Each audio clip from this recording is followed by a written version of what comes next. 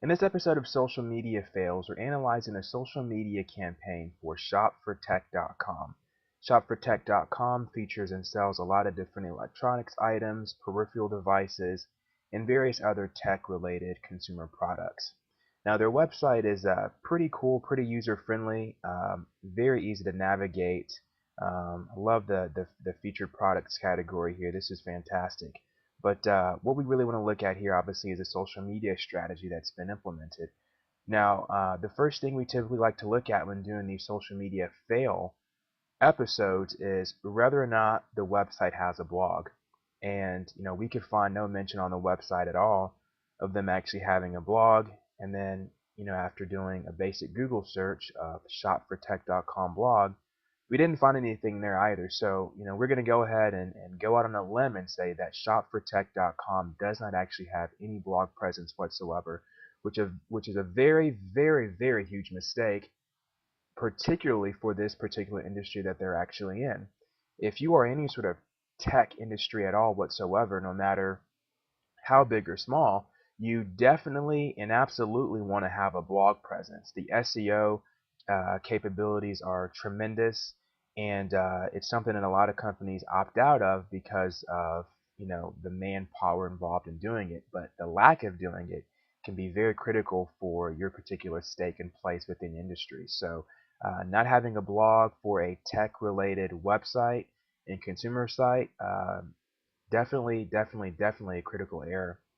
When moving forward and looking at their Facebook page, which they prominently on their website feature their RSS feed and then also their Twitter page and their Facebook page.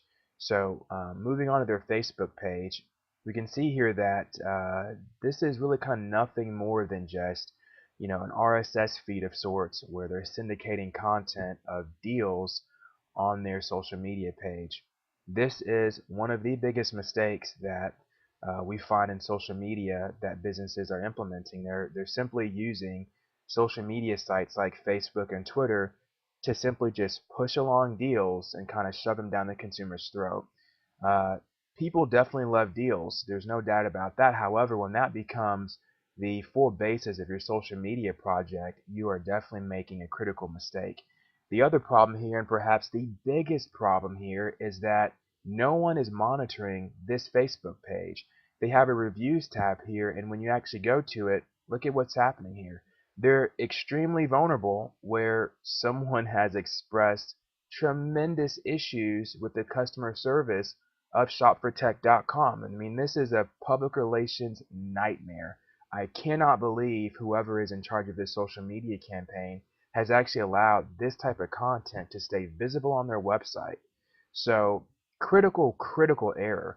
When we go over to the Twitter account, we can see more of the same all over again, where they're simply either using a feed of some sort or they're just posting it standard, but they're doing nothing but posting deals.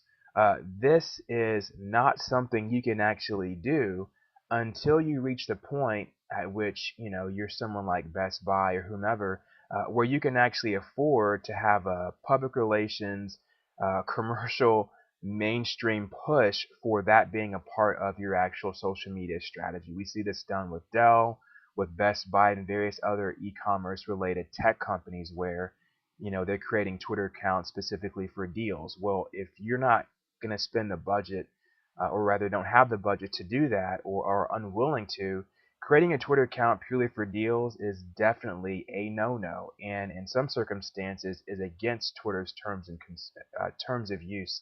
So, very, very big problems we're seeing here. The other thing here is that there's no interaction at all whatsoever with customers. It's like this is just, again, on some sort of automated RSS feed.